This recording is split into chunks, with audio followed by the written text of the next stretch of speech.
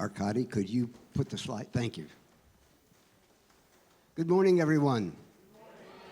And I want to say I am actually astonished that it is 11:36, which means everybody got from TriCon down here, walked the block, had a chance to eat, get a ballot, and hit the head if necessary, and you're up here in record time.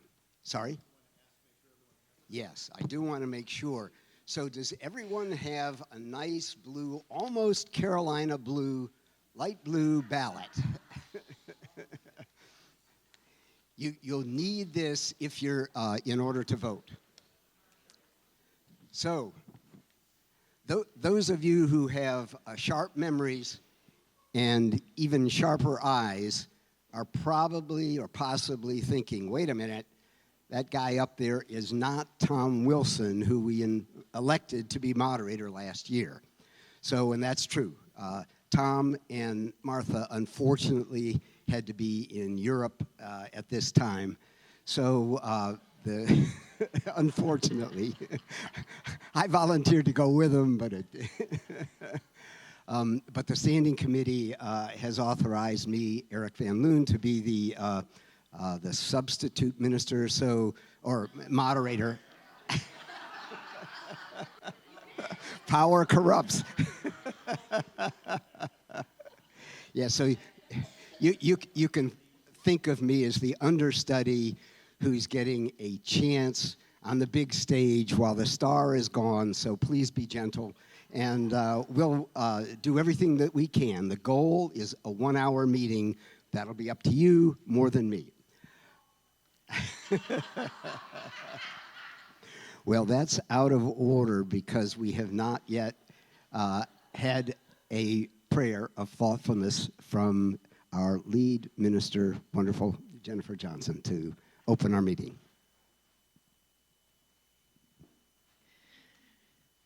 Thank you, Eric. Thank you for serving in this way, and to everyone who's here for being here and making your way back from TriCon, which was wonderful.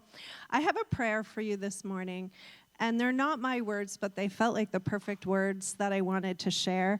And I did not include the name of my colleague who wrote them, so I'm acknowledging that. These are not my words that I wrote. They're the words of a wonderful colleague whose name I wish I had for you. Sorry. But let's take a moment and a breath to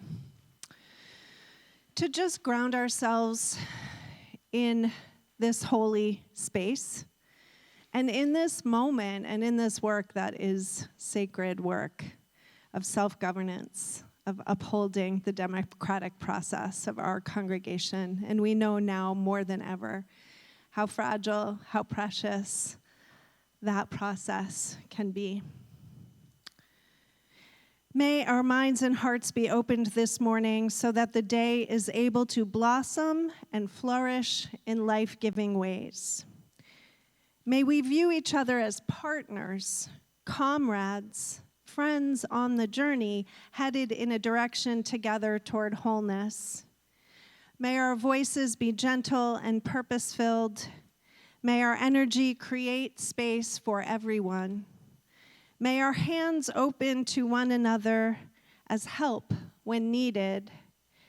May our values shine through our decisions and our strivings be made clear through our discussions. May our lives speak of a shared future where we transform the world through acts of love and justice. Blessed be, may it be so. Amen. Amen. And perfect words. Thank you, Jennifer. Our annual meeting is technologically more advanced than Concord Town Meeting. So we need to take a minute. We have a dozen or so members, souls of First Parish, who are participating remotely and will be able to vote remotely. So we want to take 1 minute, next slide please, a minute to go through the procedures, which, next one, all are familiar with. First, to vote, it's pretty easy. You're going to, in this room, we're going to raise our blue voting slips. And those of you who are at home on Zoom, there's a small place at the bottom of the screen that says React. And when you hit that, there's a place called Raise Hands. So you can raise hands there to vote.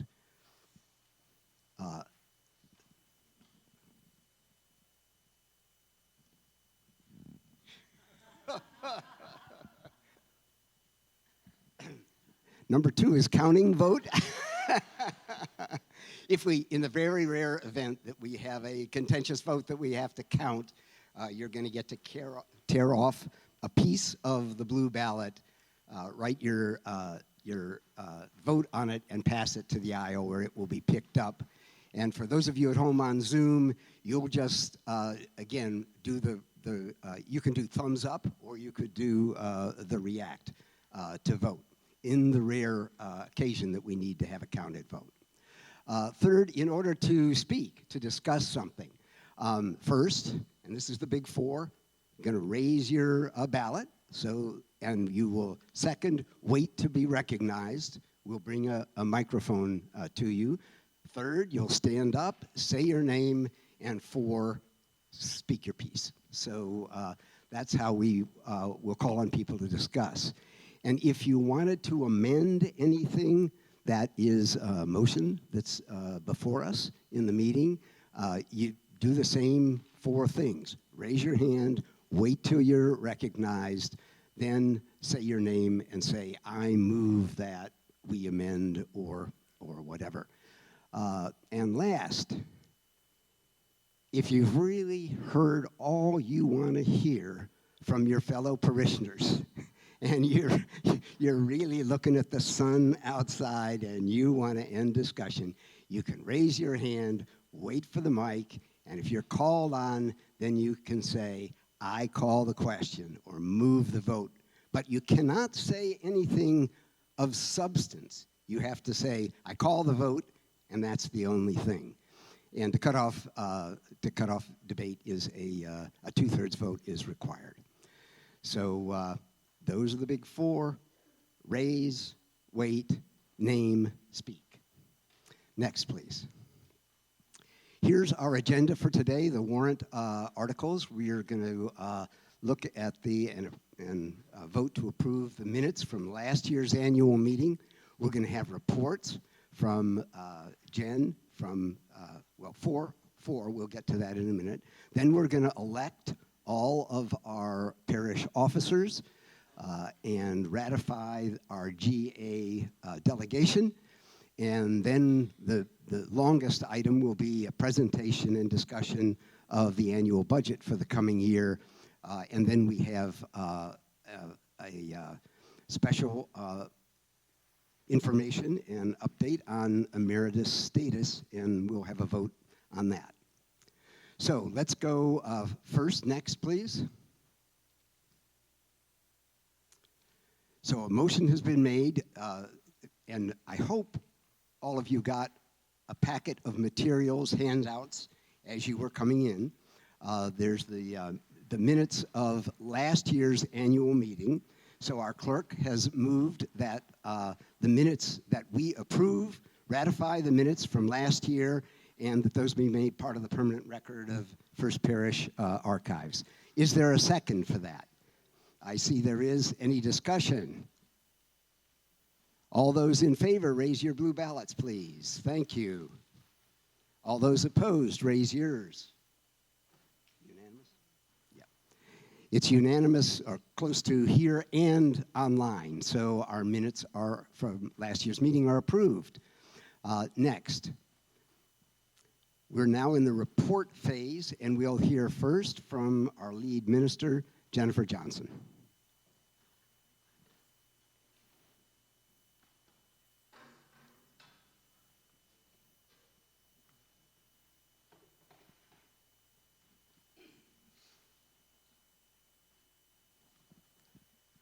I should say we've allotted her about half the length of a sermon, so we'll check that out. Kidding, but you know me. I did pretty good this morning. My timing. I am not like. So yes, I am a creature of words. So I have a much, as my colleague Margalie pointed out at the installation, and so there's a longer report, obviously, in the packet. I hope you will read it if you haven't already. I don't want to just rehash that report. So what I want to do today is just lift up, I think, some key headlines, I guess, from the past year, kind of report in on how we're doing in terms of our relationship for the most part, because for me, that is so much what the first year of ministry has to be about. It's the foundation on which all ministry, from which all ministry is built and grows. And so, as I've been preparing for this and just spending these weeks of May, as at the end of this first year, I've had this sensation that often accompanies an anniversary of a significant milestone in my life, and I've been feeling some deja vu, some kind of nostalgia, tinged with a little gratitude and poignancy, as I've been thinking about our candidating week and remembering the feeling and that sense of possibility of what was ahead of us. There was an uncertainty to it and also a kind of dreamlike quality to it because it was all out there. And now we've been living it for better and for worse. This has not been an easy year. There was a sense of both optimism in that time and foreboding, and both for good reason, as we know. In my sermon on that last Sunday, before you voted, you've heard me say this before, but I really have this strong sense that what I needed to preach about in the face of what might develop in our country was two things: urging us to remember to keep our hearts wide open and our minds wide open, in order to weave those tensile strands of love into an ever stronger fabric of beloved community to hold us through what we expected could be some really hard times, and are. And now we are here, and the first thing I want to report from my view, from my perch in that great task, I think we've made excellent progress. This is, I believe, the area where we've had the most success. Our hearts and minds are open and opening wider still to one another, not only as pastor and parishioners, but between you as a community of fellow spiritual seekers and fellow human beings living in momentous times. I experience you as actively weaving those tensile strands so that we have that firm ground that we can find even when things feel really upside down. And in my view, that's the beating pulse of it. That's the vital sign that we most need to measure. All the rest proceeds from our open hearts and open minds and the relationships that we shape between them. I am encouraged, really deeply, excitedly encouraged by our beginning. This is my first finding. Another key theme that I want to lift up in this report is the idea of resurgence. That's the word we've been talking about: energy and momentum and engagement. I think pulling back and knowing what we as a denomination and as a country and communities have been through and what First Parish has been through, we've seen a resurgence of engagement with our ministries. And I was thinking about how it's really with all four of the key constituencies I named back in September at our in-gathering service: long-timers, newcomers, in-betweeners, and comebackers. We've seen all of these groups kind of re-engaging or engaging anew with our ministries. The resurgence has been exciting and joyful, beautiful, and it does and has come with some challenges. First, the challenge of resources, the challenge of keeping up with the revitalized energy of the congregation, the challenge of figuring out if we have enough space and staff and volunteers to meet the needs of renewed activity, and also the challenge of figuring out how to use the resources we have because they are abundant. How do we use them most creatively and effectively? So that's work in progress, right? I mean, and I'm in the observational mode mostly, and also the listening, collaborating mode with staff and lay leaders. A particular, more specific challenge I do want to lift up, this is nothing, most of you are well aware of this, the departure of 3 staff members in the first 4 months of our shared ministry. The emotional toll of saying goodbye, the disruption to our capacity around our ministries and administration operations, the resources required to undertake the search and hiring process, like sort of in consecutive order as these changes unfolded. And now we are also about to say goodbye again to Reverend Paul and Reverend Elizabeth, which brings emotions of both sadness and gratitude. It means another period of transition, of grieving their departures, facing the uncertainty of change, building relationships with our new staff members, and helping them on board and get up to speed and become part of the fold. Another challenge I want to address somewhat briefly here is we did have, I would call it a successful pledge campaign in that it built on the success of last year with a lot of indications of good health around our giving, but we came face to face with a significant budgetary challenge that Leah is going to address in her treasurer's report. And it's at a time when there's just this resurgence, right? So that's a hard match when there's a resurgence of energy and desire for activity and a budget challenge. What I most want to say about this right now is there was a positive side to this, that is the confidence and the sense of shared leadership that I felt with our lay leadership, and governing board in particular, around how to address this challenge. And I think our trust in each other grew. I felt really confident about the ways in which the lay leadership here is turning to our values and our covenant as guides for how we make decisions and how we lead, and that makes for a healthy spiritual community. So the last sort of confessional point I want to make, I was thinking that prayer of confession, watch out. I like that. Is sort of figuring out how to calibrate my own capacity. People call the first year of ministry the fire hose year. I've had a zillion metaphors that have run through my head. I'm working on pace, and figuring out what is going to be the right pace for the long haul or for different seasons of a long haul ministry, which I fully intend to have here and want to have here. So this will be an important area going forward. It really is me paying attention to how I'm pacing myself, my capacity, and how to invite you into supporting me with that. And that mostly will come through my work with the Committee on Ministry, which was newly established this year, and the governing board. And we've already been doing that. And it's normal. It's normal to overfunction and necessary in a first year. So I am mindful of that. And now I have a better sense of the flow of the church year. I have a lot under my belt. What's familiar, what's working, what needs attention. Everything isn't new anymore. It took a while even to know where the bathrooms are.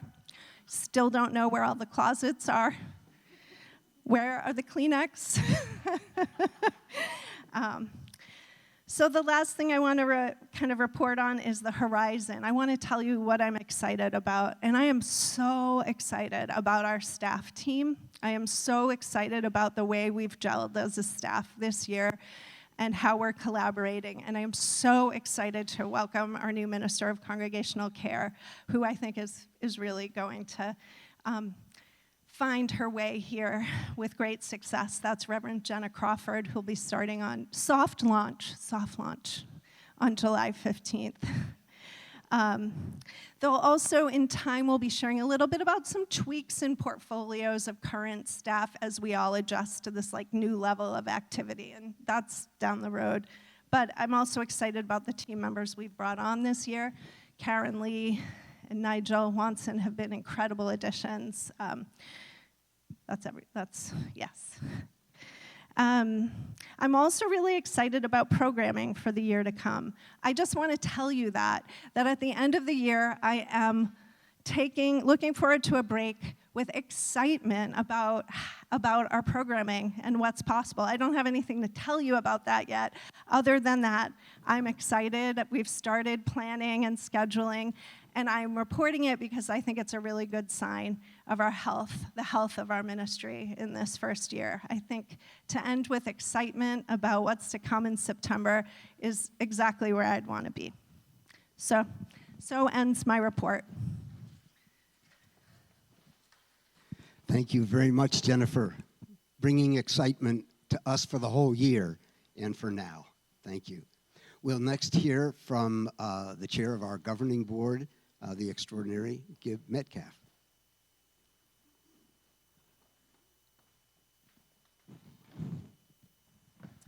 Thank you, Eric. So it's a pleasure to report on behalf of the governing board. So this was a year of new beginnings. At a very concrete level, we transitioned from being First Parish's standing committee to become First Parish's governing board. And the change is an effort to represent more transparently and clearly who we are. We are the chief lay committee responsible for governance of First Parish in collaboration with our lead minister. It was also, of course, the first year of Reverend Jennifer Johnson serving as our lead minister and settled minister. And as Reverend Jennifer has indicated, the board and Jennifer have done important work together over this past year to develop our collaborative relationship. And I'm really pleased to say we have built a strong and trusting relationship, allowing us to more effectively engage in a shared ministry guided by our First Parish covenant and mission statement. And I think that's an important thing just to hold, that the mission statement really does guide how we do our work here, and covenant. The governing board meets monthly in open meetings to conduct its business. We meet on the second Tuesday of every month, though this month's meeting is going to be a potluck, so don't come to this one. Our focus is more on policy development than day-to-day operations, and to that end, we've developed several new policies that are detailed in our annual report, so I encourage you to look at that. We're working on getting up on our webpage an up-to-date listing of new policies as we develop them, so that there will be a place to find these as we do our work over the year. I do want to mention one policy, the external messaging policy. It's a good example of how the governing board is designed to work in our so-called policy governance model. We were approached by the Reclaiming Our Democracy group with a completely reasonable request to hang a banner on the church grounds. And we could have responded, looked at the banner and said, well, yes or no. But rather than respond in a piecemeal approach to this request, the board took the opportunity to discuss and establish a policy providing guidance for all forms of external messaging where we are doing messaging in the name of First Parish in Concord, including banners, press releases, signs, or public statements. And so the policy should provide clarity to both congregants and staff alike on what constitutes appropriate external messaging on First Parish's behalf and how to go about obtaining permission for that messaging. So I think it was a good example of how the governing board is really designed to operate. In addition, over the year, we've had working subgroups focused on community building, financial sustainability, governance, and strategic planning. And again, details about this work is contained in our annual report, which is buried on page 56 of the First Parish annual report. I do want to highlight in particular the work on strategic planning. This is, as we come to the end of our first year, this is an opportune time to reflect on our mission and priorities for the next several years. And we've done some initial data gathering on the governing board to prepare for a strategic planning process to be conducted by the board and staff during this coming church year. And our goal is to engage the congregation and staff in a thoughtful process to understand our challenges and opportunities, and to set a direction that's driven by our congregation that can guide the staff and governing board in planning programs and in assessing how we are doing as an institution. And that will build on a number of efforts that are already underway. We have the Greening the Campus group, which has been doing terrific work, and they reported at annual meeting last year, and that work will continue in coordination with staff and the governing board. We've established a kitchen assessment task force to look at our kitchen, to think how we can think about changes there to ensure that the kitchen serves our goals in terms of hospitality or other uses of the building and in building community. And we also charged jointly, Jennifer and the governing board, an accessibility justice task force. We charged this group to do some work to look at how we can make improvements in that area. And that's a new group, and so we've asked them to do a short presentation to let you all know a bit about what they've learned so far in their work. So that's work that will also build into the strategic planning process next year. In closing, I want to thank Cece King and Susan C., whose terms on the governing board are ending and who will be stepping down from the board at the end of this month. Cece and Susan have contributed generously with their time and talents, and we will miss their thoughtful contributions to the governing board's work and in their meetings. So thank you, Cece and Susan. I see Susan. I don't see where Cece is. There she is.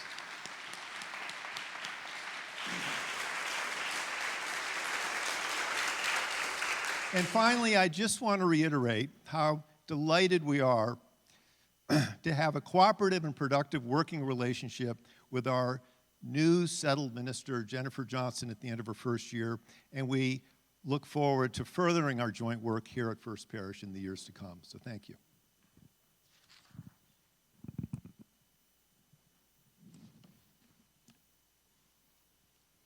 Thank you very much, Gib. Your 2 years as chair have not been without excitement, so a lot going on. Thank you. The governing board has got policy, but you remember the phrase, show me the money? It's the trustees of reservations that have control of donations, parish donations, that has control over our properties and our endowment and other monies. So let me invite Rosalind Romberg, the chair, to come forward. Next slide, please.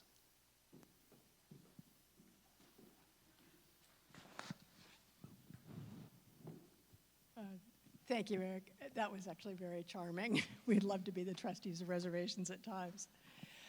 I'm Rosalind Romberg, and I serve as chair of the trustees of First Parish Donations. And for those of you who are not familiar with the trustees, because we work behind the scenes a lot, we serve as the stewards of funds and of properties donated to First Parish and owned by First Parish.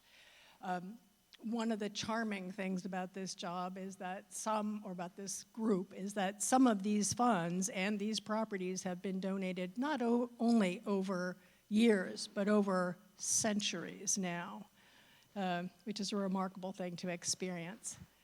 There are 5 of us, and we rotate. One person leaves every year, and a new person comes on every year. And the trustees, in the recent decades, have tried to make an effort to spread expertise through the group so that we have legal experts, financial experts, investment experts, property management experts at any given time, so that we don't ever have a hole in the needs that we have in order to get our work done.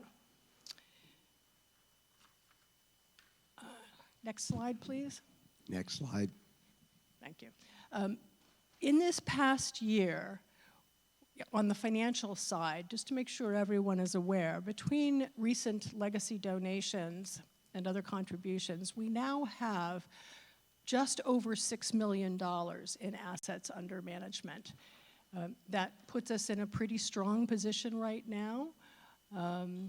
and allowed us this past year to provide on the order of over $300,000 of support for the operations of the church. That is, that's significant and more than necessarily what we would want to have, but it was right, and we were able to provide that funds, and that's the strength of this investment.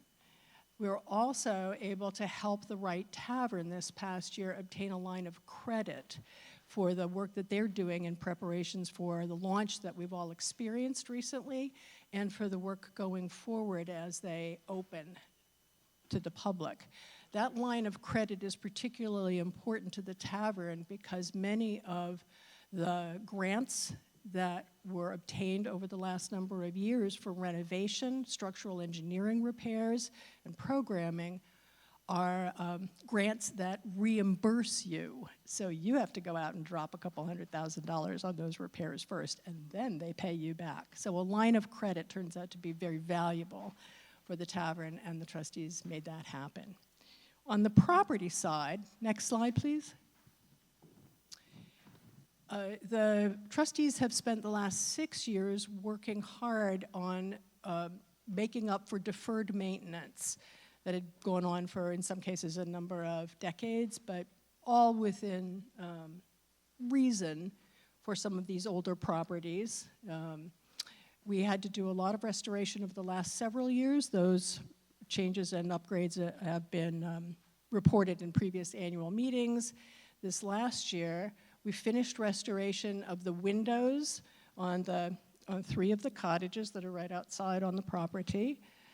I should say for a moment that these types of restorations on properties this old, we have properties we have 2 witness houses, meaning they were here at the Revolution.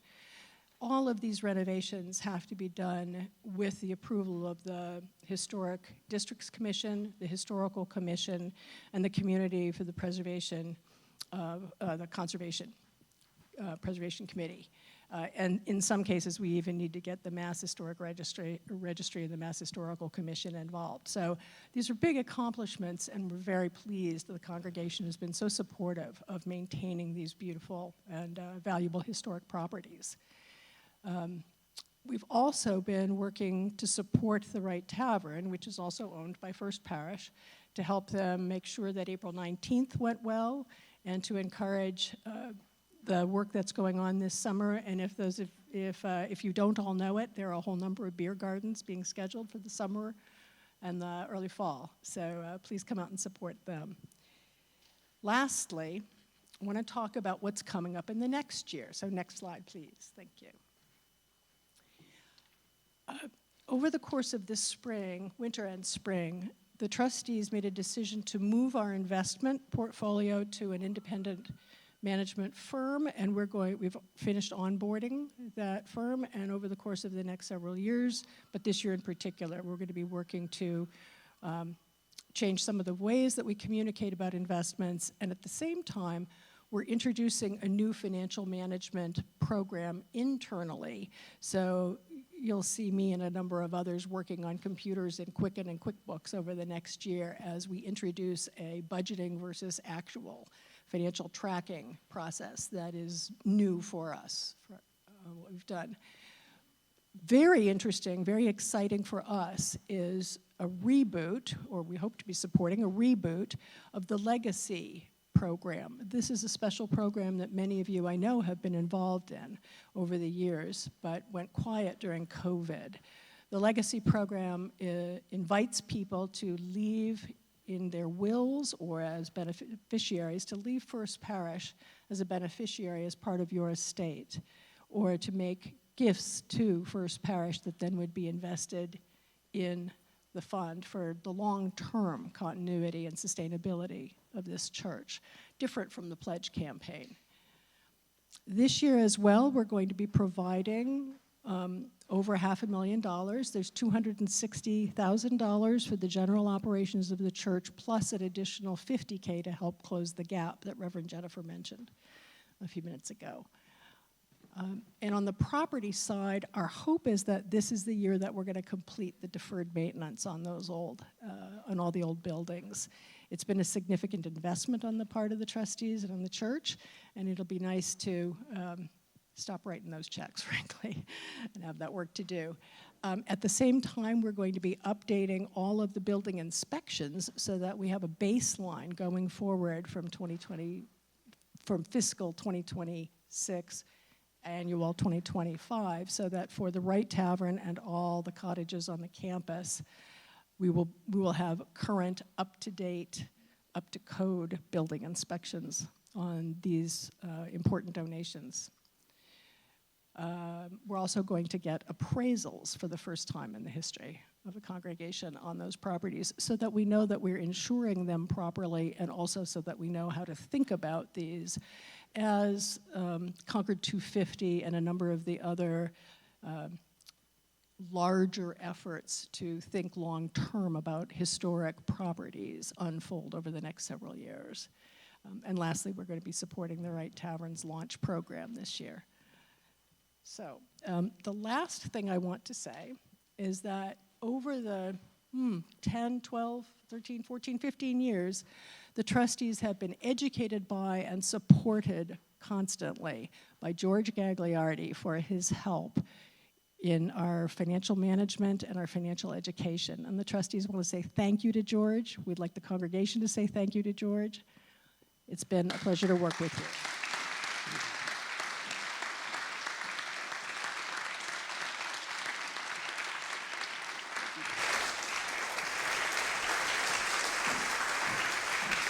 Thank you.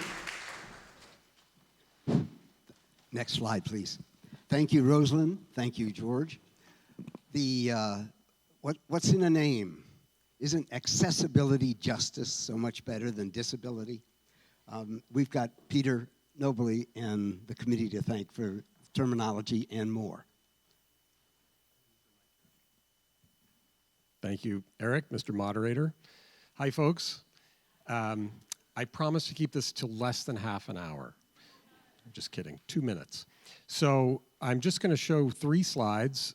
One is we were established as a committee in 2024, and part of our mission, which I'll read to you, is to further align First Parish with its covenant to honor diversity and center justice by shaping a supportive environment that makes full inclusion in the life of the church possible for people of all levels of ability.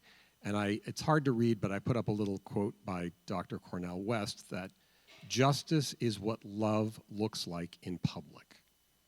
So that's what drives our mission. Next slide, please, Arkady.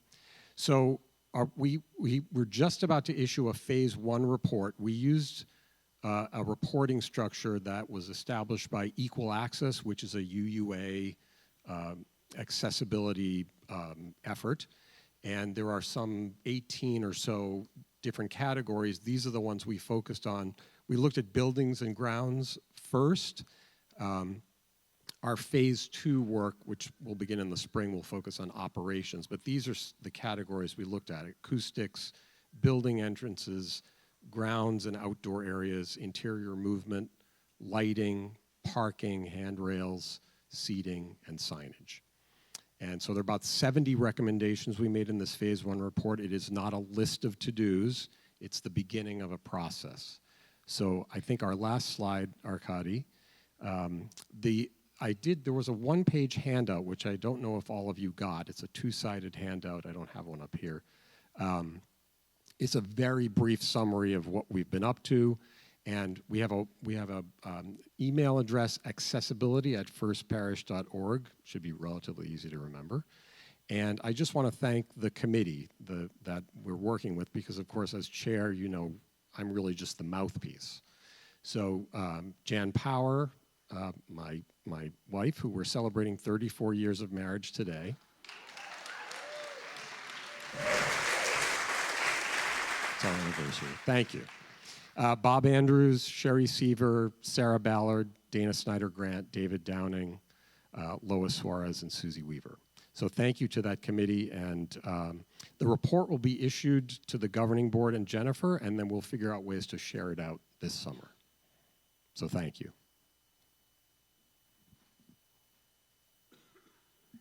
Thank you very much, Peter. And he almost, but not quite, did not make it in the 2 minutes, but but it was worth it. Are there any questions or comments for any of our 4 who have given us reports now? Usually there are not, but we did want to give an opportunity. Wonderful. Well, then we will move, next slide, please, to electing our parish officers. We're going to do this differently this year than we've done it in the past. Fasten your seatbelts. This is going to be a streamlined version. In my 30-something years here, I have never heard of or experienced, that I can recall at least, a nomination coming from the floor other than what the nominating committee has done. And this year, Jeff Brainerd and the nominating committee has done a wonderful job. So we're going to go through the names and the positions. Be thinking as you hear them flash by whether you want to nominate anyone in addition or other than what's there. And if not, then we're going to have a motion to vote everybody at once. So next, please. Governing board, clerk, treasurer, moderator, nominating committee, and the trustees are the ones that we're doing. Next. So for the governing board, Bozina Smith and Bruce Blumberg, both of whom will be new members for 3-year terms. Next. Individual officers, Leah Russell, again for a 1-year term as treasurer. Kimma Brainerd, whose handiwork you already saw in the notes, for a 1-year term, her second. And Kristen Stiles Hall to be here as your moderator next year for a 1-year term. Next, the nominating committee, Susan C., moving from the governing board to the nominating committee, and Carolyn Stewart, each 3-year term, first time. And last, Patty Popoff to be for a second term of 5 years on the trustees. So, as I said before, if there's anyone who would like to nominate somebody in addition to these, please raise that Carolina blue ballot. Anybody online? No, there's not. So Jeff Brainerd, chair of the nominating committee, has moved that we vote for all these folks at one time. Is there a second? I see that there is. All those in favor, please raise your blue slips. Thank you. All those opposed, please raise your slips. It looks like it's unanimous everywhere. Congratulations to all of our new members. And we have a similar kind, next slide please, of very quick ministerial, next slide please. Ministerial, this is our slate of delegates to go to the General Assembly. It's in sunny Baltimore in a couple of weeks.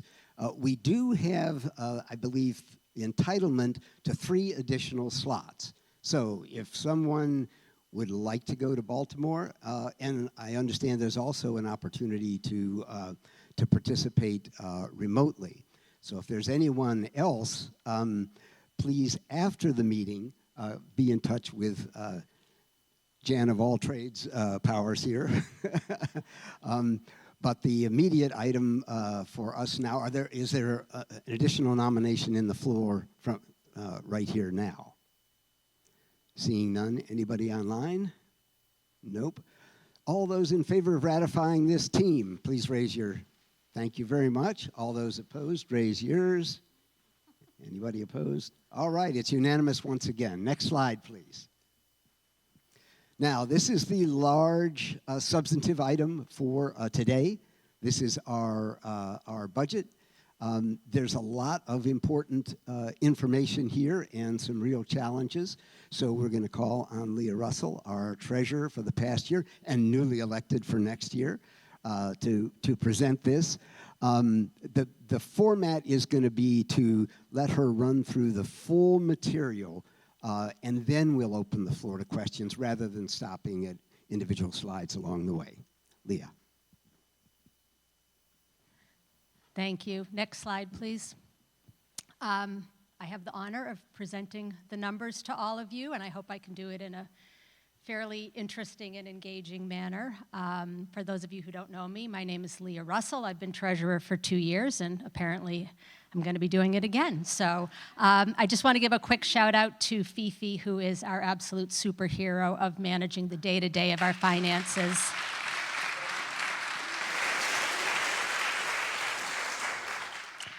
Okay, great. Next slide, please.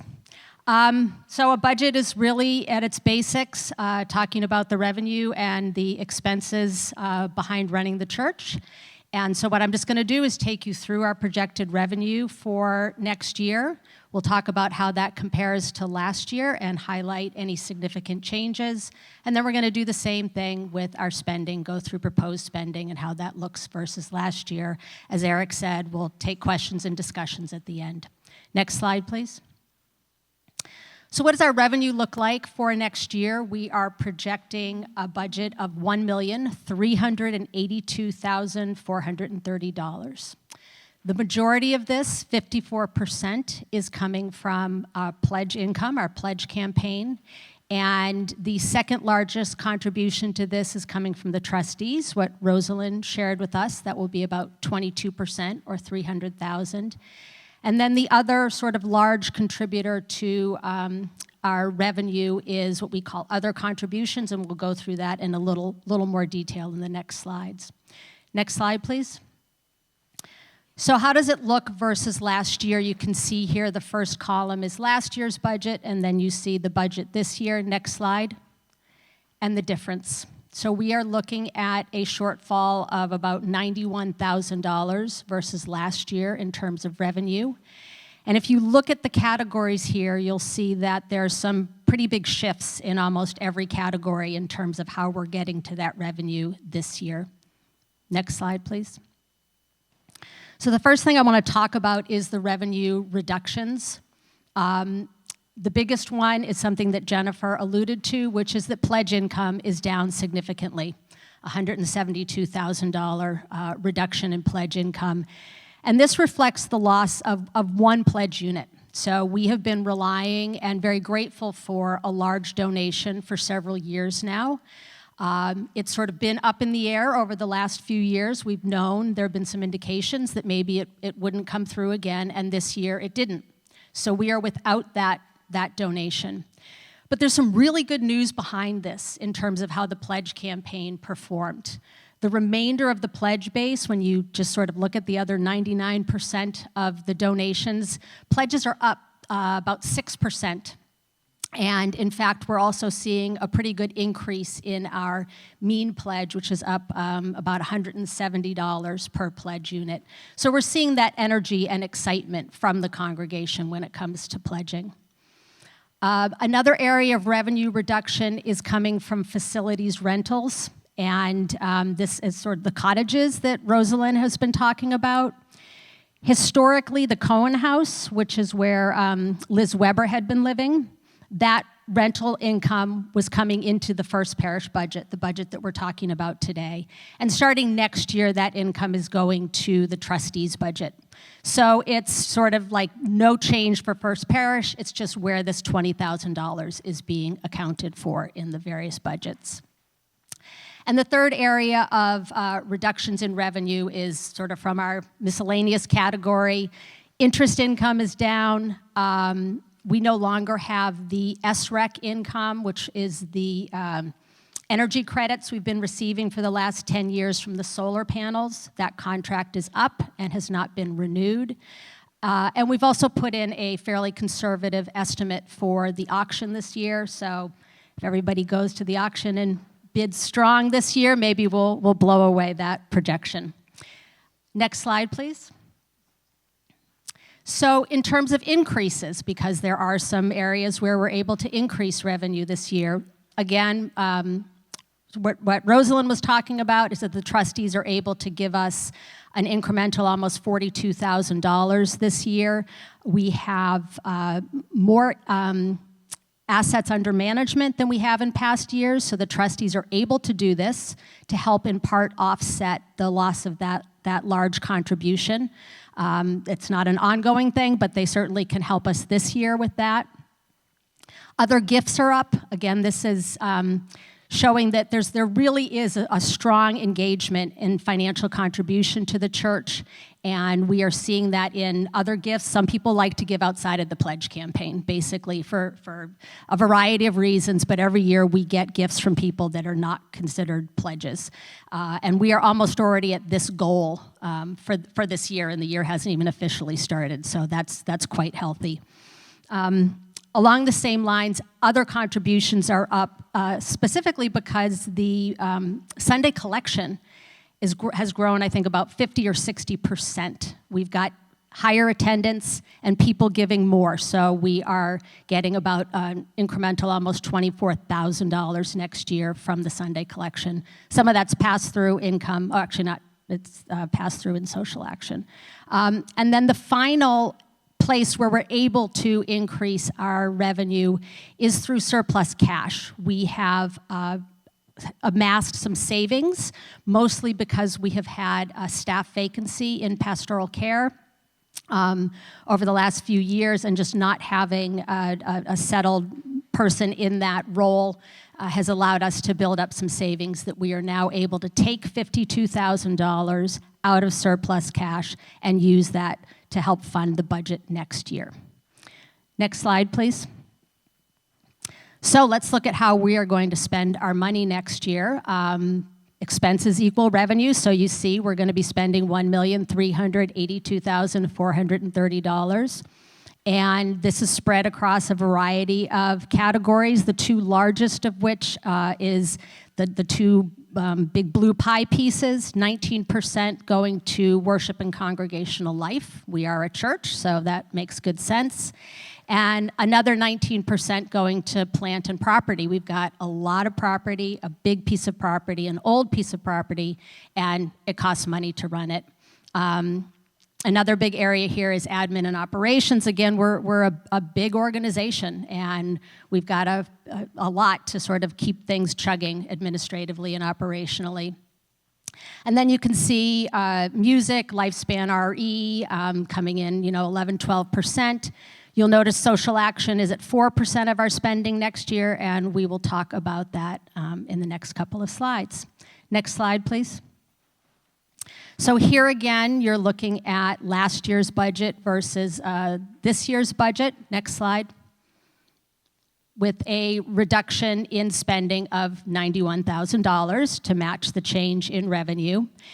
And many of these categories are staying pretty much the same, changing a few $1,000s here and there.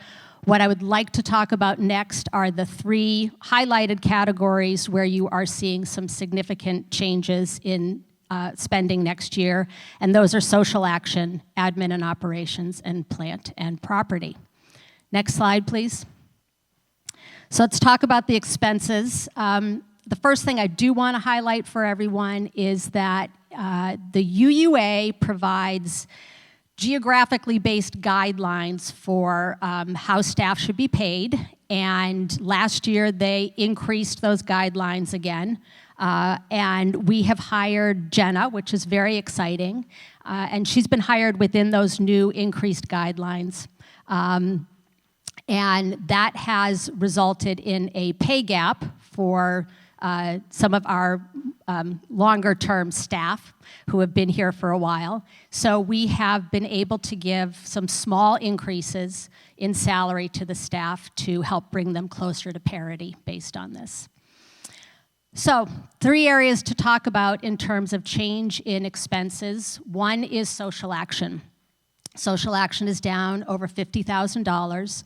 I think we all know, I hope by now we all know, that Paul has taken a role elsewhere for the fall. We will miss him dearly. This has coincided with the loss of that large donation. And so, really the fiscally responsible thing to do is to just put that position on hold for next year. So we won't be filling it.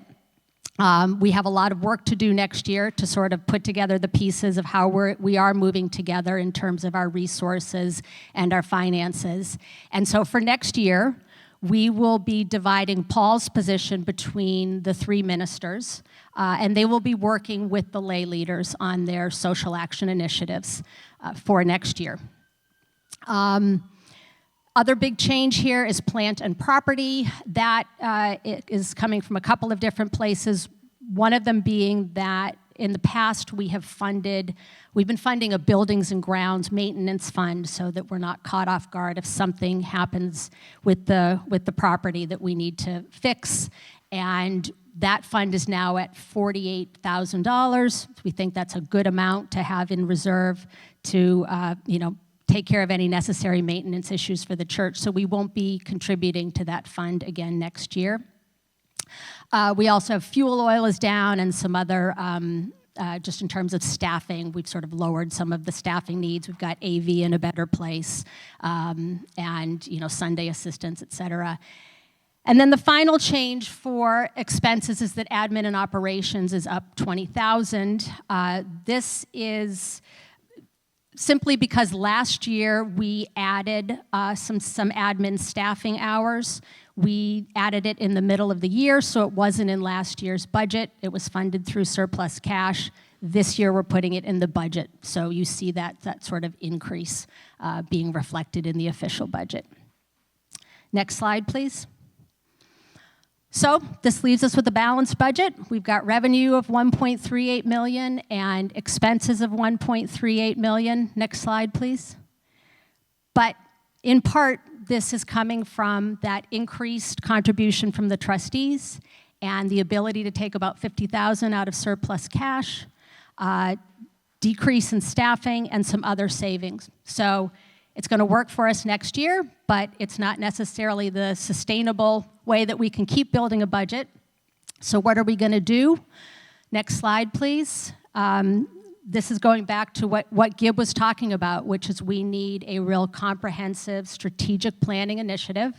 We're going to develop a 3 to 5 to 10-year roadmap of how we are going to live our mission and breathe our mission out into the community and how we're going to generate the resources to do so through invigorated fundraising, sustainable fundraising, et cetera. So that is this year's budget. And next slide, please. I will now open it up to questions and discussion. Thank you very much, Leah. And as we said, there's a huge amount to absorb. Remembering the 4 things, raise your hand when you're called on, say your name and speak. I see a familiar face there. Wait till you get a mic, please. Hi, everybody. Is it on? It's on. I'm Laurie Van Loon. And I had a question, Leah, in the pie chart of all. Louder. Put it closer Just to move your close mouth. to your mouth. Put it right there. Yes, that's much That's better. it. Sorry. In the pie chart that you showed us of the percentages going to various parts of our operation, there was a piece of pie for social action, and I'm curious what that $60,700 is going to go to since we will not have a designated staffer for social action.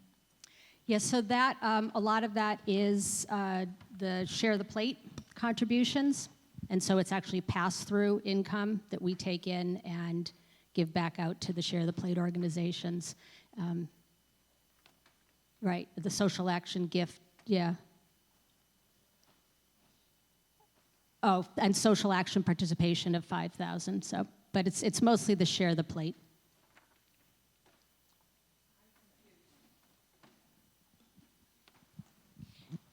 A lot of that budget also shows up in the income line. So Christmas Eve. Sorry. Christmas Eve, share the plate. There's a $10,000 share social action gift that goes through to other UU organizations. The total of all that, there's a disaster relief line in there which we have not used for past years, but let's say it's $6,000 up in the top and it's $6,000 in the bottom. There's a net zero effect. If we don't bring in, for instance, disaster relief, we don't spend it either. So all of that stuff, all that pass-through stuff, has a net zero impact on the bottom line. But there is still $5,000, which there has been for the last few years, called social action participation, which is for boots on the ground work by members of our congregation. It's also detailed in the handout, so the budget, line by line on page 24, it's all in there. Yes, let me endorse that. The handout is very comprehensive. It has a lot of financial information. It also has a really wonderful one-page summary with income at the top and expenses and categories at the bottom in that one-pager. Are there other questions, comments? I see an arm there.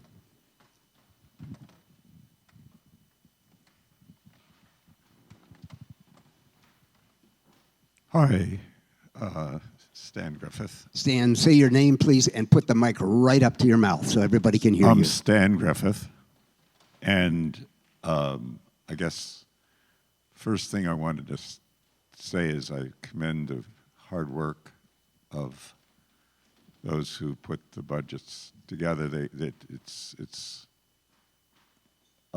particularly difficult when there's a shortfall, as there obviously is. I do plan to vote against the budget. And I do think that it is the wrong time in this country, in this world, to be cutting back on social justice spending. I do believe that there may be alternatives to eliminating this shortfall. I do think that it would be helpful to have staff support for volunteer work in social justice. I am concerned that it won't work. I think it will impinge on the time of the ministers, staff who have full-time jobs to do. I think it represents a mismatch between stated commitment as you look at the pie charts and how we are deploying our revenue. So those are the reasons. I would be happy to talk about this with others afterwards, but as I've said my piece. And Thank you very much, Stan. Thank you. And that's a comment that was both fiscal and mission related, and Reverend Jennifer would like to respond. Obviously, this isn't a position, that's a place we want to be in, and a lot of the budget was built out of just facing the conditions that existed and needing to build a budget, a responsible, fiscally responsible budget. I do want to say, I want to point out that we have been below capacity, below the scope of capacity for the Minister of Congregational Care position for multiple years now due to an extended medical leave, as well as, Elizabeth has been here and been wonderfully providing wonderful pastoral support, but that's been the focus. It's a limited scope at a much reduced number of hours, and we engaged in a search process before this budget situation arose for a full-time minister of congregational care and completed that agreement back before we faced this situation. But so that means we have more ministerial, more staffing capacity coming in on that side. And so I see opportunity and enthusiasm among the ministry team to support social action efforts. And I know the loss is real, the grief is real, the uncertainty is real and needs to be honored and recognized, and we need to be honest with each other about how we're doing going forward. But in this year, there is, I think, some vital capacity from the ministry team in this regard, and we are actually excited about it.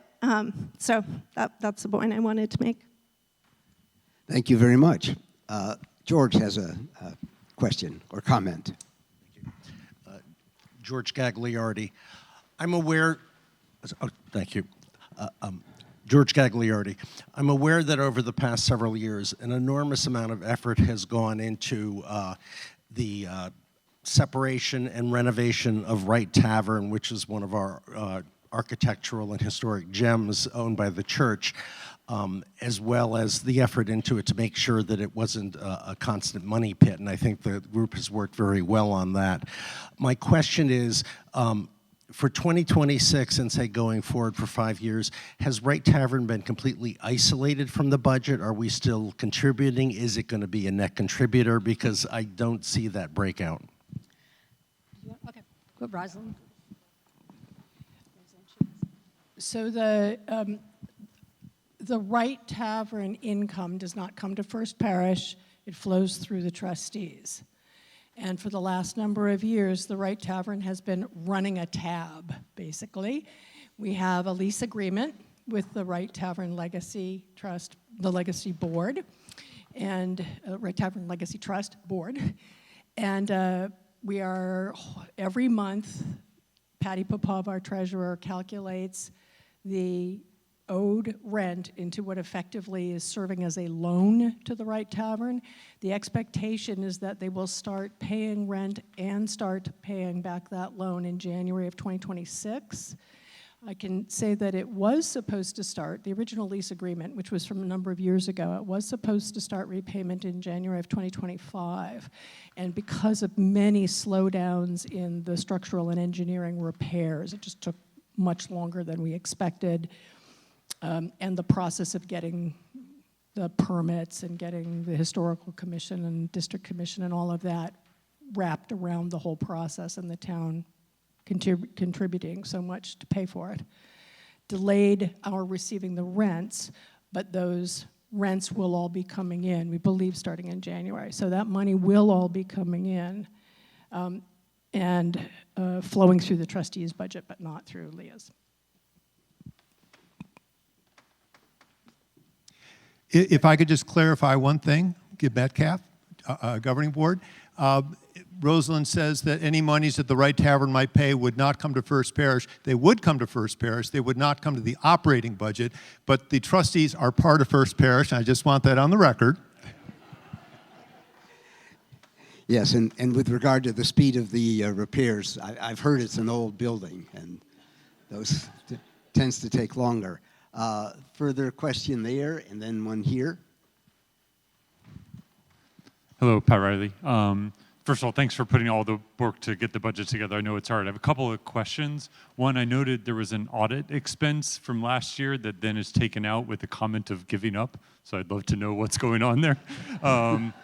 And the other part is on some of the summary lines, the difference column from 25 to 26 doesn't look like the difference I see between the two there, like in trustee income and parish activities, member activities. So maybe help me understand what that budget diff column means. So in terms of the audit, we just had one budgeted a couple years ago, and again, this past year, just with the intention of doing a financial audit, and just haven't had the resources to do it. So we've taken it out of the budget for now, and it will probably go back in the future. I'd have to look at the specific lines, and maybe we can do that together with Fifi or something afterwards to see where you're seeing some differences, if that's okay. Interestingly, every single question so far has come from that side of the room. So we're going to go here to Mr. Green and then... Hi, my name's Jeff Green. I know that the budget is also a policy document, so I'd like to ask a policy question, which is maybe not quite this year, but here goes. So we're eliminating the position of social action minister now, and we're adding a minister for community life full-time. And I'm wondering if a large part of that minister's portfolio will be social action, or if we are planning to add or re-add our social action minister in the future. I feel like we have a huge amount of momentum around social action right now, And I think Paul was largely, not largely, but certainly a key player in that, and I'd hate to see that go away. Thank you. And policy question, we'll get a policy answer. Can I speak to it? Oh, sure. Chief of the policy So board. I think it is a good question. And I think part of what we want to do going into the strategic planning conversation and discussion next year is look at where we are in the church. A lot of, we often hear, oh, we've done X for so many years because this is what we decided 35 years ago, which is great, except that we really ought to be making decisions based on where we are now and where we need to be going forward. And I think the kind of question you're raising, Jeff, is a good one that will be part of this discussion next year. How can we best support the work of the church in the mission that it sets for itself? Where do we allocate our staffing and other resources? I think that's something we have to look at. Ginger Lang has a, oh, you have further answer? I just wanted to also address the point about adding a position of Minister of Congregational Care and just tweak that, because there's been a full-time position for a number of years, and it's been in the budget every year. And so there was the intention going forward of restoring that position, which is what happened prior to the circumstances we now face. So it's not an addition in place of, it's just, and that's where we found ourselves. Social action will be part of the ministry of that position, as well as my own and the Minister of Religious Education, and according to our different abilities and schedules, and that will get worked out. And that's for this coming year. This is how we addressed the circumstances we found ourselves in this year, and then, as Leah and Gib have both pointed out, we'll be doing a more comprehensive assessment of the needs, resources, and opportunities in the coming year. And I may have misspoke. I think it's Janet's hand right behind Ginger, which so Janet. Say your name, please. Janet Rothrock, thank you. So I have a question on page 23. Near the bottom is section 4500. And it's not so much the amount as sort of... 23 is a line item or a page number? Page 23. And near the bottom, it's the 4500 section, parish activities. So my question has not to do so much with the amount, but more like the policy or philosophy behind it. So it has to do with bagels and hospitality, coffee hour. So I'm wondering, is there an effort to sort of gather people in, feed them, you know, create some excitement? What's the story there? Yes. Yes, absolutely. I mean, there is so much new energy here, and we have this past year really started creating some more programs to bring everybody in, all ages, generational, and we want to continue to do that. You know, during the pandemic, we cut back on a lot of our ability to gather people and provide hospitality, and we've just seen so much participation in the initiatives, and we want to keep that going forward. So that's what that line is. It's all about being together in community. Absolutely. I would just like to note that this morning we learned that there are rainbow bagels over at Tricon, so we need to up our game. Gib's got someone there. Sorry, I'm not sure who. There we go. Hi there, Kathleen Sullivan. I am not aware of management of church organizations, but I've worked with and for and in nonprofit organizations for about 40 years. And it seems to me there is a middle ground between having a full-time person in a particular role and sort of working it out as we go along to fill in those responsibilities. And that would be to have written, publicly available job descriptions and some measurement and learning process between now, say, and whenever there is perhaps a new plan. I have worked with people who do strategic planning, and sometimes that takes a while. So, if your strategic planning process is not going to end for another 18 months, it would seem to me to be not a bad idea to be setting up some method of monitoring this social action support mechanism between now and then. Mr. Metcalf, if the governing board strategic planning effort is open to input from non-board members, you may have a candidate there. It's duly noted. Ms. Bloomberg.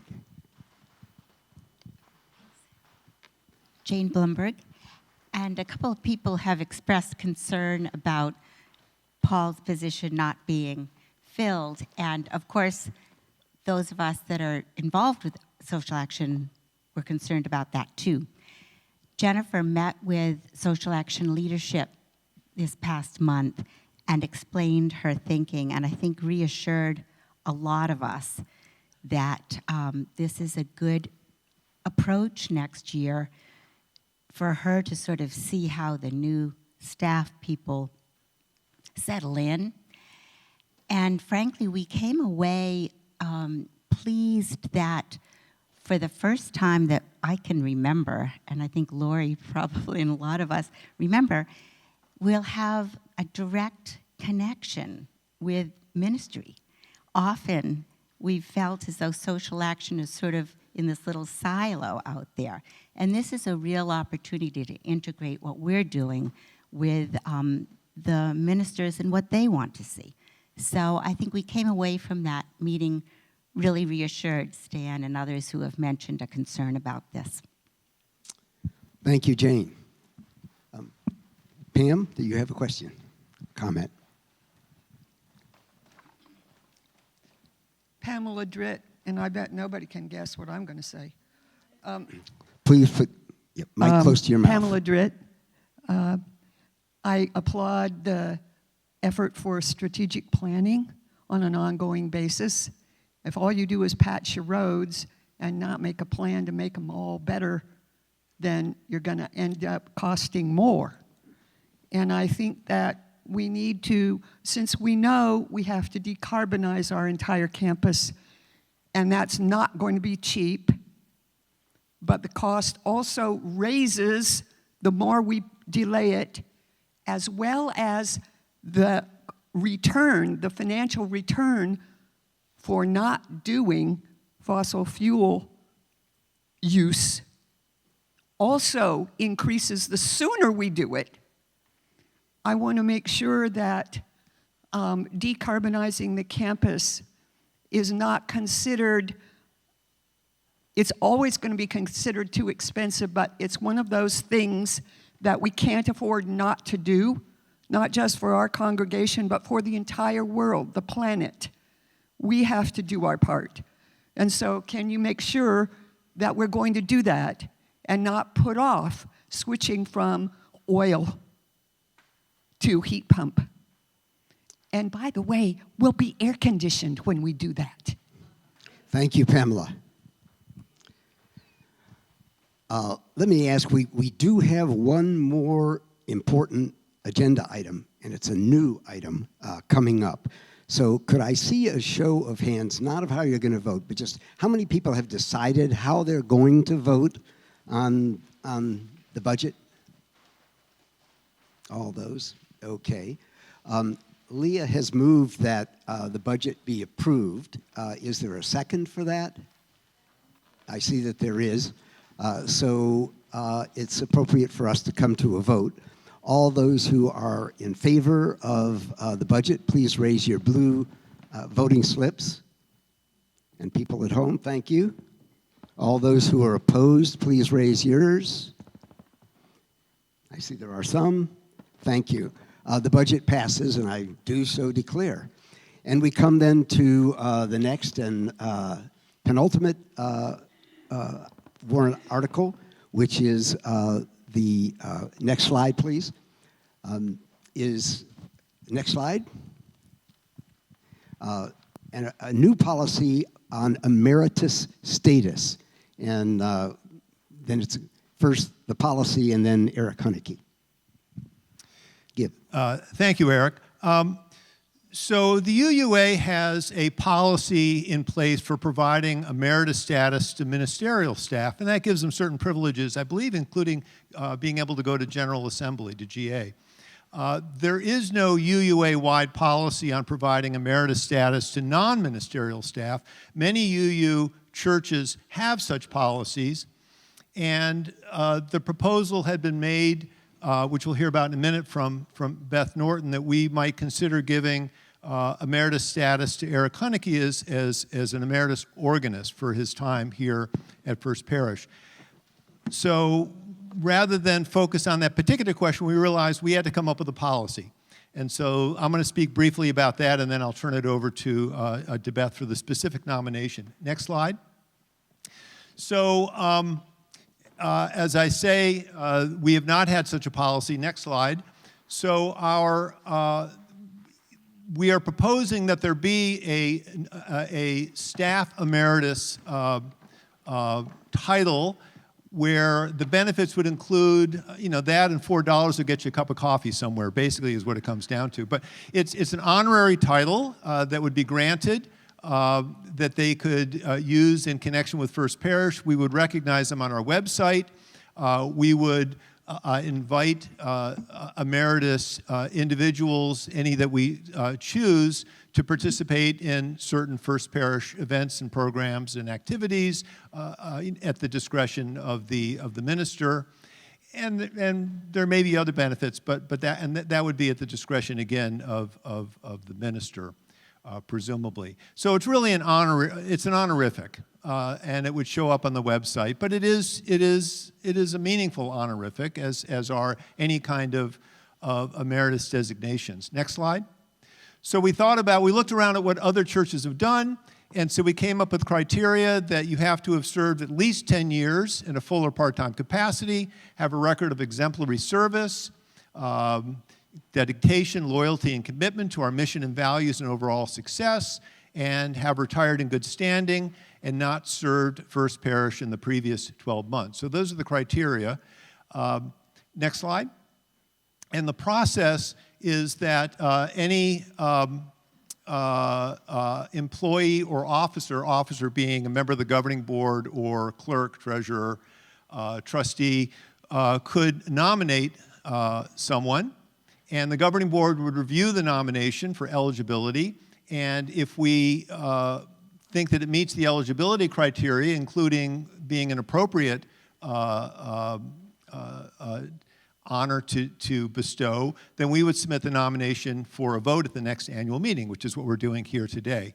Now, I will say that for those of you who are counting months on your fingertips, Eric has not actually technically been gone for all of 12 months. It's more like 9 months or something. But we thought that since we're starting this out, we thought that rather than wait a full second year, we thought it would make sense to waive that particular criteria, given the length of the service and other attributes that I think Beth Norton can speak to better than I can. So let me turn it over to her.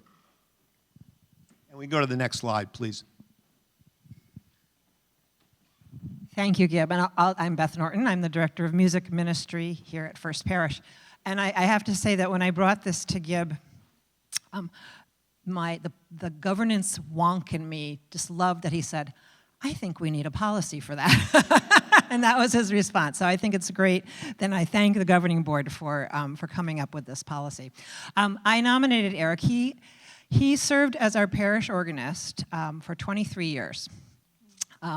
And during that time, supported 4 different lead ministers and myself, and a music ministry that really blossomed.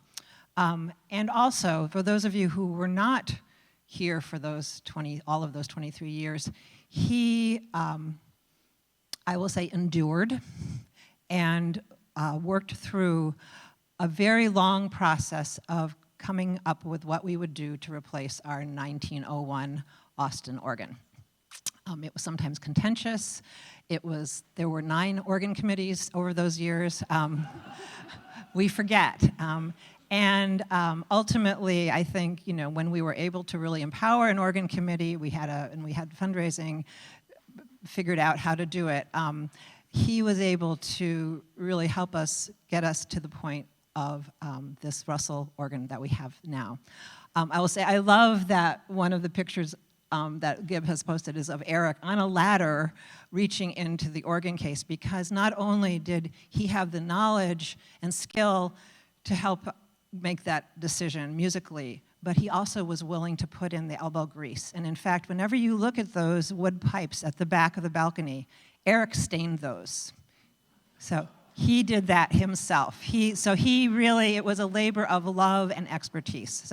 So that is, this organ, I have said in many different things, is Eric's legacy to First Parish.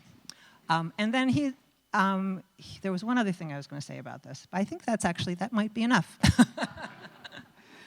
I think it is. Thank you very much, Beth. The floor is open to comments, and I see there is one. And I would note that we did pass the magic 1 o'clock, just about 60 seconds ago. Peter Lowett, I would ask that a member of the governing board amend the motion to also include Doug Baker as Sexton Emeritus. That's a motion to amend. That requires, first of all, a second. Is there a second? There is a second. Discussion is now open on that amendment. Mr. Moderator? Yes. So I'm fully supportive of this, but I think I would like to follow the criteria and the policy that we established, which is for a nomination to be made to the governing board so that we can then consider and bring it to an annual meeting rather than do it on. I think the whole point of establishing a policy was to do things in a considered fashion. And I will tell you right now, I will be the first to support your motion when we bring it forward in the proper way. I would ask that you, since we're waiving the time frame for Eric, and he deserves this, I would ask that we also waive the time frame for Doug. Thank you. It's up to the body. I think no further comments. We'll have a vote. All those voting now on the amendment, which would be to just add on Doug, even though it has not gone through through those channels. There's a question. A question? Oh, two questions. Former moderator, Kristen. Kristen Moore, and a member of the governing board, and who helped write the policy. So my concern about this amendment is that we don't have the description of what the emeritus designation for Doug Baker would be. We don't know what we're voting on. What are all those miscellaneous things that we're suggesting that would be defined in an emeritus designation. So I'm totally in favor of honoring Doug Baker in a similar way, but I want to be able to vote on a defined designation. Thank you. Thank you, Kristen. And Pamela has a quick thought. Quick, please. Quick question. What does emeritus status hold in? Is it financial? I believe it was explained earlier that emeritus status plus $3 out of your pocket would get you a cup of coffee. There's no financial commitment. I think in the interest of time, So maybe in the interest of process, that since you are presenting both a new policy and a person nominated for it at the same point, that maybe we get the policy in place and then nominate people accordingly. So that would mean at next year's town meeting, annual meeting, we nominate both people. And we have time to consider the policy and process as Gib is purporting.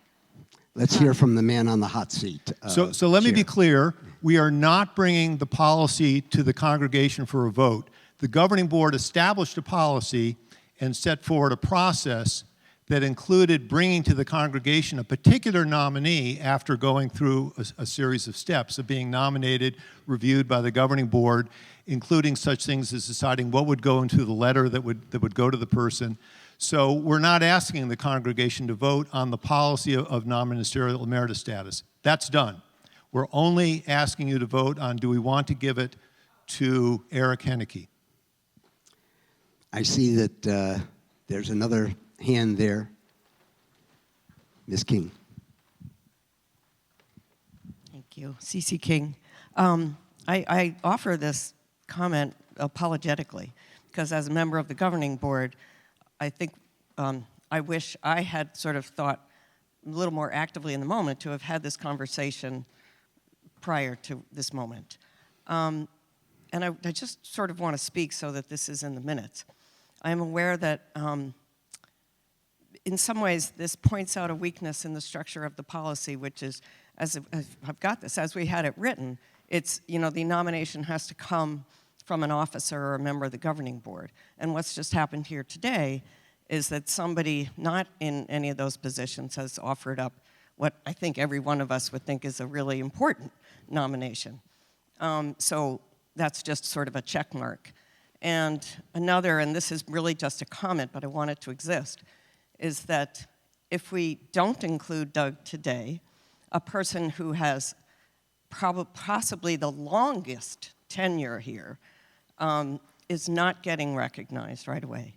If we do include Doug today, a person who really deserves significant honoring isn't going to get it because he's going to be sort of slid in.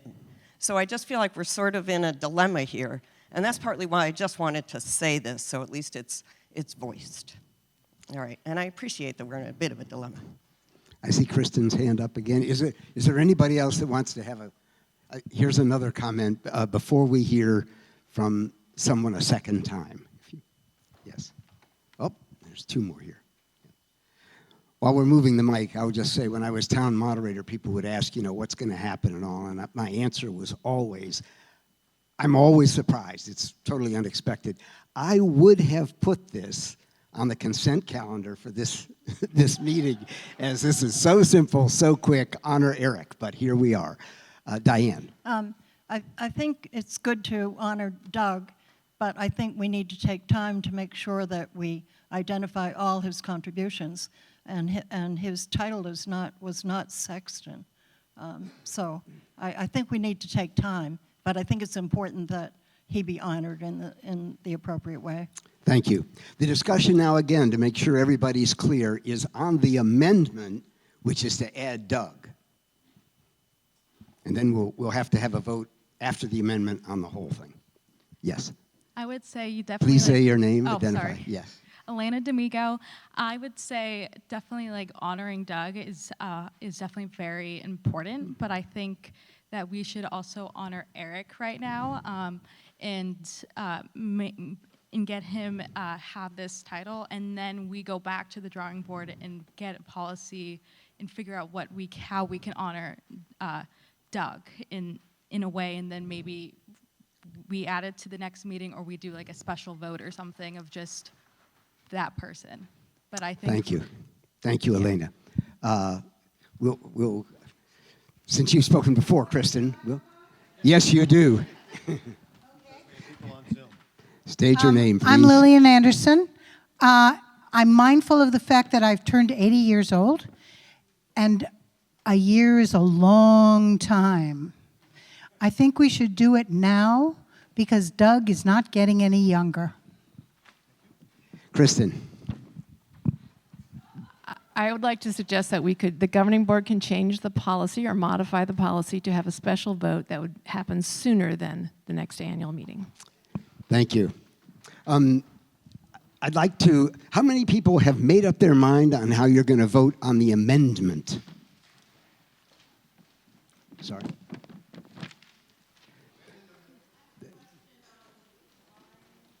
There's a question on. Arcady, are you able to put the Zoom room like on the screen so we can hear somebody? Could you ask them to type in the Tap chat? yes for once and no for twice. We have somebody who has not put their comment in the chat, but who has been raising their hand and wishes to speak. Okay. Do you recall Arcady? whether they were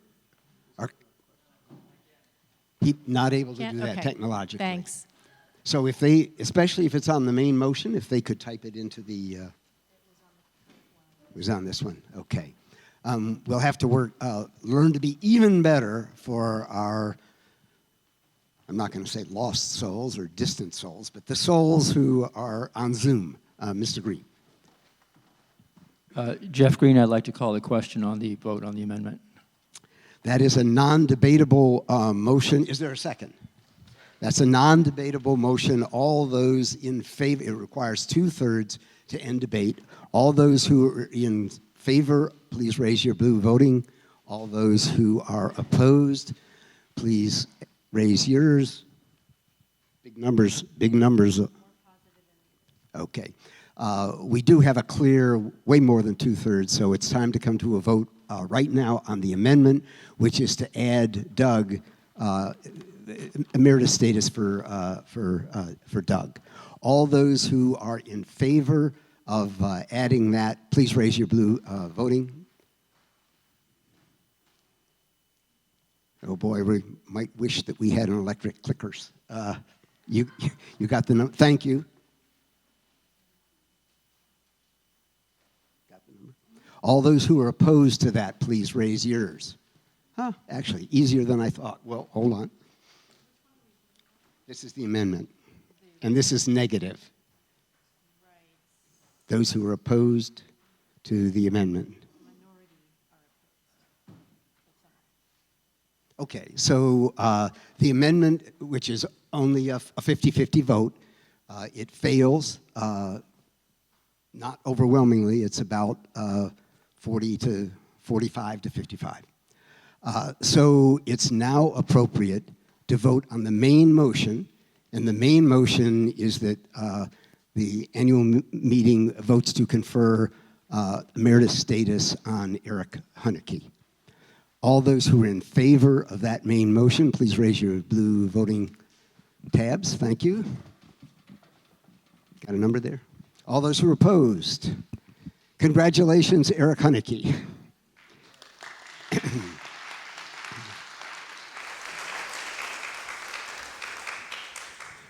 We have one very, very short item under other.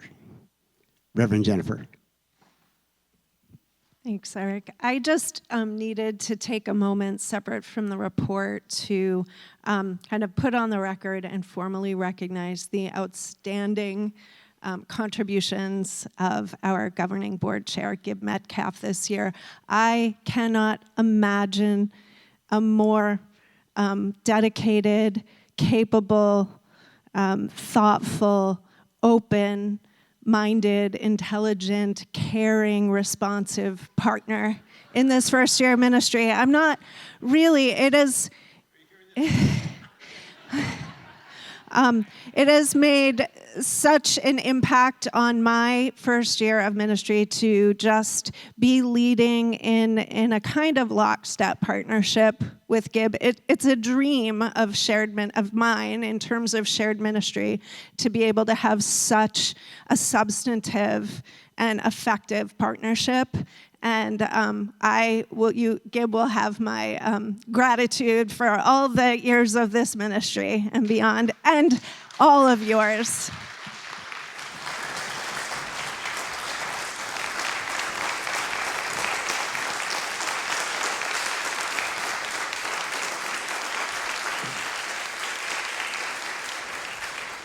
Gib serves our congregation in many capacities, including as an auction item, hosting a phenomenal grilled meat evening, and I can testify it's worth bidding on. I see there's a motion to adjourn. I see that it passes unanimously, except except anyone who would like to vote in the negative is welcome to stay as long as you want. Thank you all for a very lively and good annual meeting.